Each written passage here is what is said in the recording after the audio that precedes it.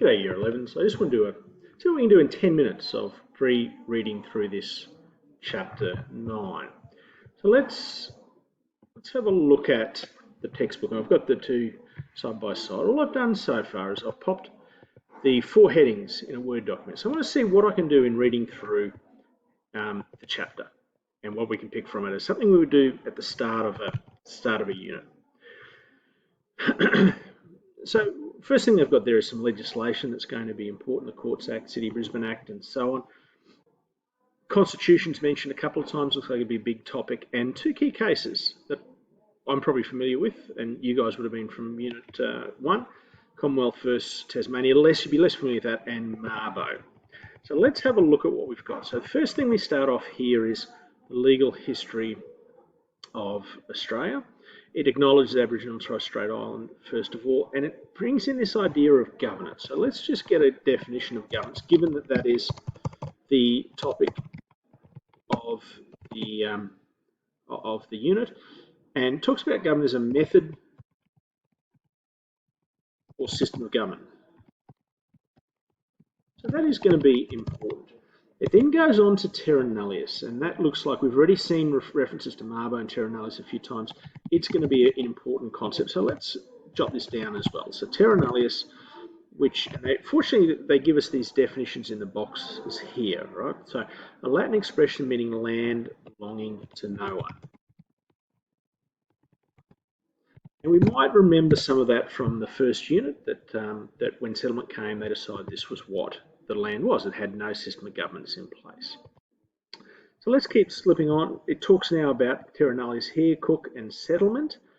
And then it goes on to this idea of colonisation, which is part of the settlement process, establishing colonies. So that looks like we've covered a fair bit of the legal history of Australia so far. Let's pop this idea of colonisation in, seeing it's a word that they emphasise. Okay. So this idea of settlement. Okay. We've got this thing here on the views of the early European historians. Okay, so this is about Terra Nullius. Can a country be taken, and what was the obligation of the inhabitants? So this looks like it's fitting in with what we've already discussed here. There's nothing too unfamiliar here. Here's another key term though that's emphasised out of this discussion, is this idea of customary law. So I might take this down as well.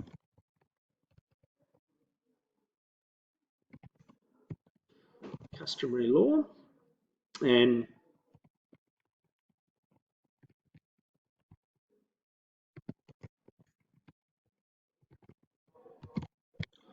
so practice and systems that have developed over time, regulating behaviour and connecting with each other. So there's practice and systems amongst Aboriginal people, so there's acknowledgement of that. Now we come to this next concept, which is interesting, this idea of received law. It's emphasised here. And so this is talking about the fact that as there was settlement, the colony was proclaimed, so that laws of England were received.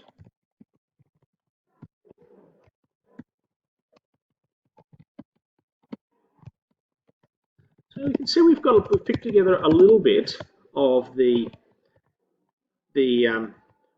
legal history straight. Let's go to the Constitution. Let's have a look at this here. Commonwealth of Australia Act, 1900.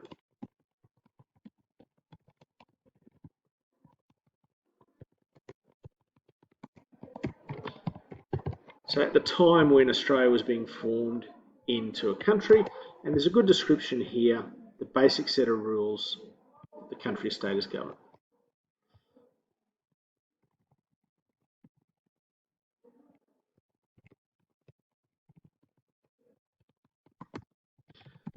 I suspect many of you will have come across this information, but it's nice to know that it's familiar already.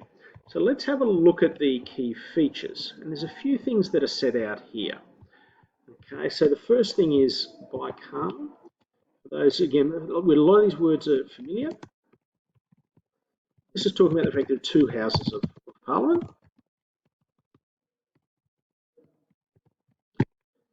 Then we've got the legislature, so that's where they make, change and amend laws.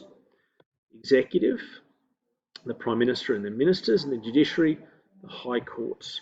And some of you might recognise these roles a little bit in terms of the separation of powers. Be interested to see if we get onto this. So we've got some key sections, and these were pointed out at the start. So let's have a quick look at these. Section 51, which is the legislative powers. Section 109. We might read through this and see, okay, the phrase is where the law of a state is inconsistent with the law of the Commonwealth, the latter shall prevail. Section 109, inconsistency of law. And altering the Constitution. And as we read that, we can see the word that comes up there is the referendum. Now, we won't get into much details, but we might see that the double majority is highlighted, that you need a majority of voters and a majority of states. So then we're looking more at referendum. When they've happened, it talks about the Indigenous referendum in 1967. It also talks about non-referendum constitutional changes. It seems to be a smaller thing. Interpretation of the Constitution by the High Court is emphasised. Now, this was one of the cases that was mentioned. We said there were two cases, Mabo, which we've already come across talking Terra Nullius, with the Tasmanian dams case. Let's just go to the decision. In July 1983, High Court ruled that while some sections of the Commonwealth legislation are unconstitutional, the section ordering the suspension of dam construction in Tasmania was valid. So a case about construction of a dam in Tasmania. We just remember we're just touching on things we want to keep going. Separation of powers, right, divides the powers into three arms. And I reckon what I might do here is just take a print screen of this. This is the third part of this table that summarises, because I know how powerful tables can be in providing a summary of information. So let me just do that quickly. I know it's a little bit slow. You'll probably be quicker than me. So here's the core of this next topic, separation of powers. There are three arms of government: the Parliament that can make the law, the Executive that puts the law into action, and the judiciary makes the judgment about the laws. And it also links back to different sections of the Constitution. The word here is the Westminster system's also come up, so I'll just familiarise myself with that. System of government originating in Britain. And here are the arms of government: judicial, executive and legislative, which is similar to what we've got in the diagram already. Governor-General talks about the reserve powers of the Governor-General, so we'll have to look at that. It gives some examples. The most recent, John Kerr sacking the Prime Minister in 1975. And then there's some emphasis of double dissolution linked to that 1975 case. So I'm a little bit familiar with that term as we come to look at it. So they're the key things here. Now, a responsible and representative government. Let's have a look at that.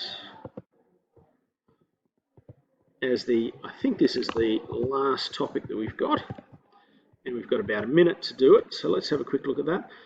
So representative is a basis where citizens elect, say, let's keep a very short note there. And then we've got this next diagram, which is the three levels of government: federal, state and local. Let's do what we did again, and let's take a screenshot of that and pop it in the notes.